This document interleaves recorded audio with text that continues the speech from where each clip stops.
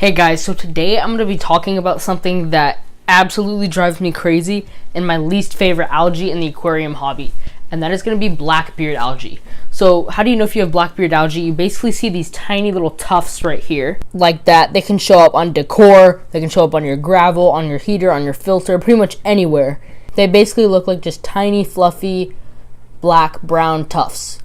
So that's obviously how you know you have this algae, but let's talk about some ways to get rid of it.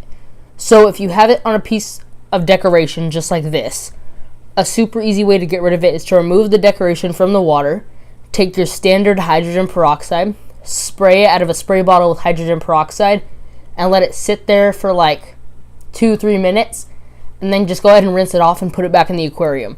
What that will do is it will kill the black beard algae, turn it red, and then it will just kind of flake off in the aquarium and disappear. So if that doesn't work for you, or if your tank's covered in it, like it's in the gravel and everything, there are some other options, like things that will eat it. One thing that might eat it is a true Siamese algae eater. So this guy right here is a Siamese algae eater. The way you know this is a Siamese algae eater, and this is what you want to look for, is you want that black stripe that's on him to run all the way to the tail. You see how it goes all the way to the end of the tail? That's what you want to look for. If you see one of these that doesn't go all the way to the tail, then it's a fake Siamese algae eater and it won't eat black beard algae. Even if you get a real Siamese algae eater, there's still no telling if it will eat black beard algae.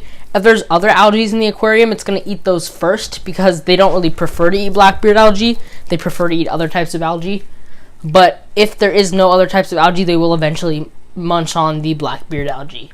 Another animal that will eat it is a mono shrimp. So I don't really have any at the moment, but here's a picture of them.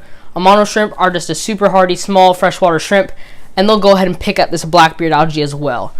So also, if you don't want to go the route of someone eating it or something like that, there's also another method that I haven't found to work, but some people say if you increase the flow in your aquarium, it prevents it from growing. That hasn't worked for me, but it's just another thing that people have said may or may not work.